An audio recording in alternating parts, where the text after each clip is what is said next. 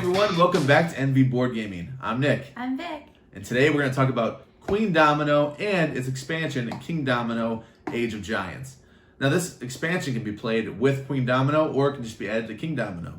So this is if you play it as the base game, it's a 2 to 4 player game. If you add Kingdomino Age of Giants, it is a 2 to 5 player game. The game is designed by Bruno Catala and it is published by Blue Orange Games. Vic and I are going to go over how to play the base game and the expansion, then we'll come back with our review. All right, we are set up here for a 2-player game of Queendomino. You'll notice that on the left side I have an Age of Giants box to organize my domino tiles. This doesn't come standard with the Queendomino game. It is with the Age of Giants expansion, which I'll get into in a moment, the rules about that, but just wanted to clarify that you do not get that with the base game. To start, you will shake up all the meeples of each color and you'll let one out at a time to know who is first player. So the person who goes first, they'll get to go first and last, and then the second player is going to go second and third, so they get consecutive turns. So in this case, the white player is going to go first and the purple player will get the second and third picks of the tiles. And what you're doing in this game is, first off, the tiles are going to come out. They're going to have numbers on the back. You'll always put the lowest number at the top and the highest number at the bottom of the stack. And you'll flip them over.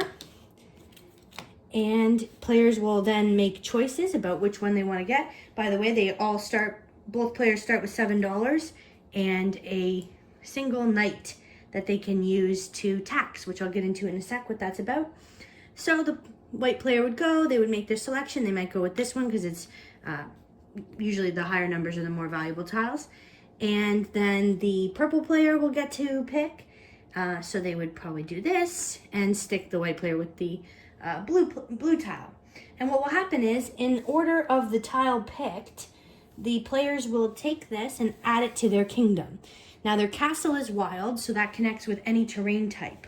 But any subsequent tiles that you pick have to match at least on one side a color that's already been placed. So that's the rules of placement there, and it can't hang off. So you can't store it somewhere else. It creates a 7 by 7 grid for 2 players. If you're playing with more than 2 players, you need to build a 5 by 5 square. And there will be instances that you can't place something and you'll end up trashing that tile and you don't get the full grid completed if you make mistakes. So in this scenario, we would have the white player here just attach that there to their castle. The purple player would go. They could attach it right there. And one thing of note that I didn't mention is that you're going to have new tiles come out, so we'll grab the next 4 here. And you'll make your next selection. So in this case, we have 18, 31, 36 already showing. Because the white player went first, they'll get first dibs on the next set of domino tiles here. So they would probably go with this one so they can get value, which I'll tell you in a second about that. So then the purple player placed this out. They might go again with something like that, and then they get to go again because they were second. So they'll put this one out here, and you'll notice I'm connecting it by the red, and that's a legal move. And then I can go here and make that choice wherever I want.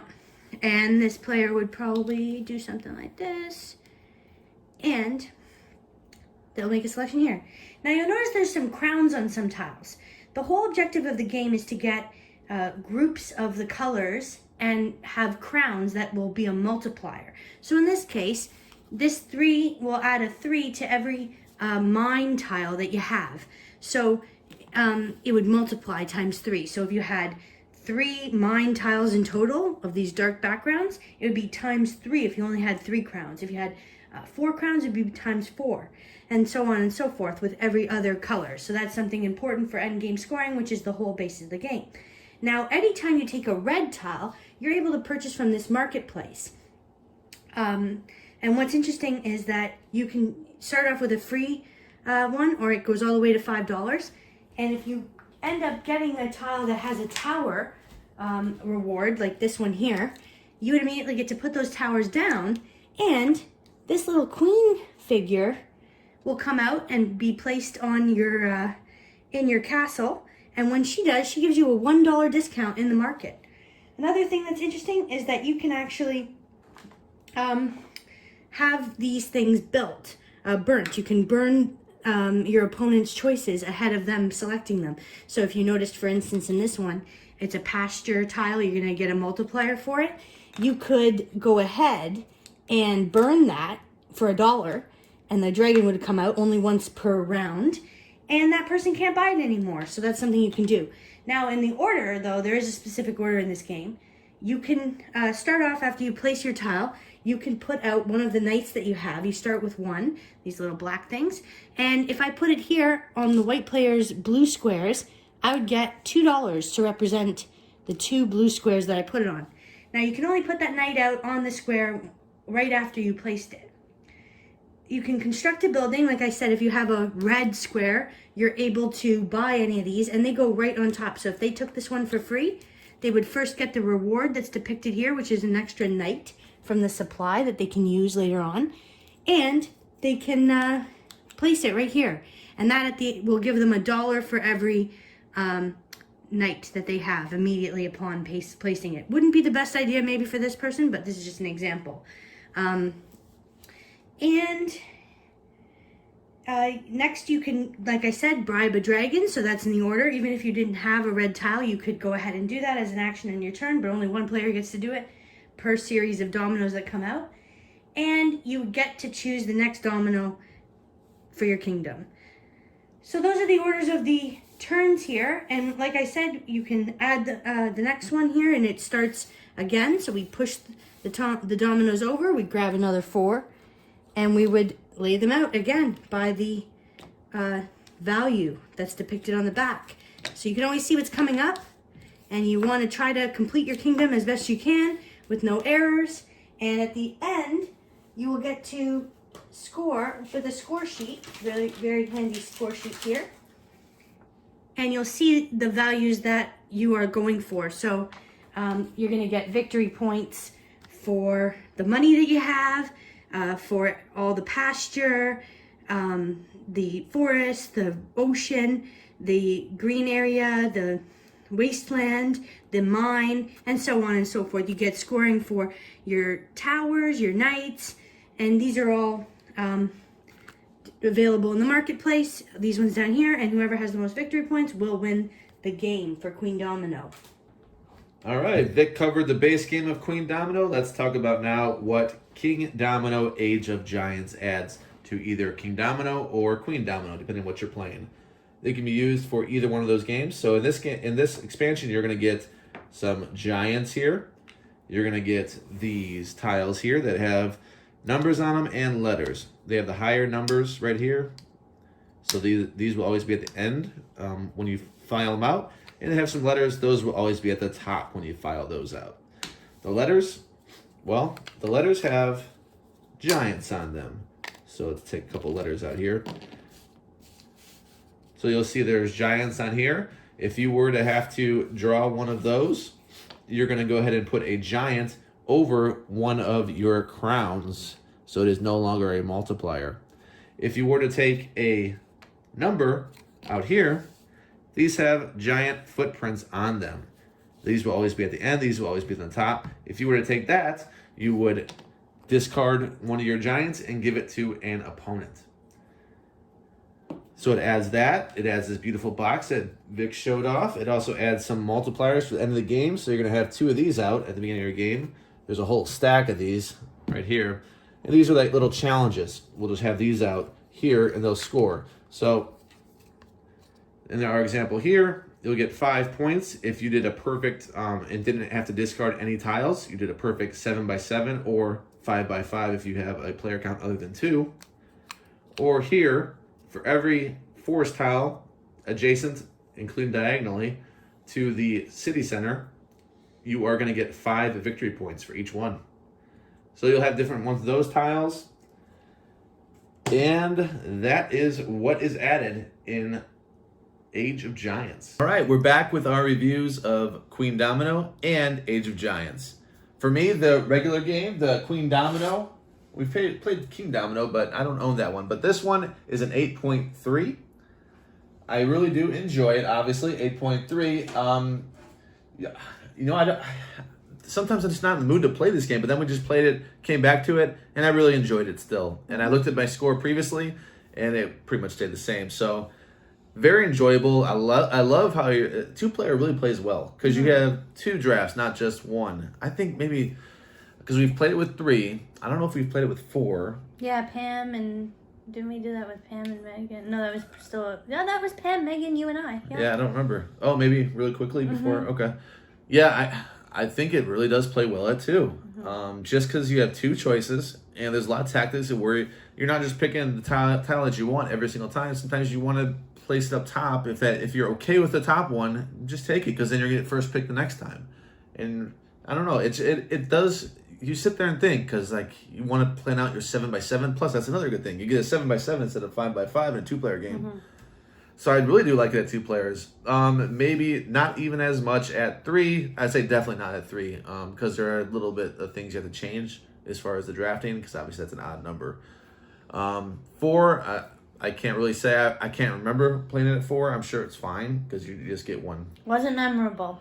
Right. I guess. Yeah. I mean, I'm sure it's still around an 8 in the 8s, but it's just been a while and I don't really recall how that played at 4. But we played it so many times at 2. So many times. So 8.3, solid score for me. And what do you got, Vic? So, for the base game, I gave it a 7.5. Thinking I would have scored it higher if I think about it, but I don't know. The game is tough to me. It's hard to get the pieces you want, and I just enjoy it though. I like that you have to think about where you're going to be, what tile you're going to burn with the dragon. I think that's really neat. Like you have an opportunity, only one player can do it each round, and you can pay $1, which is not much.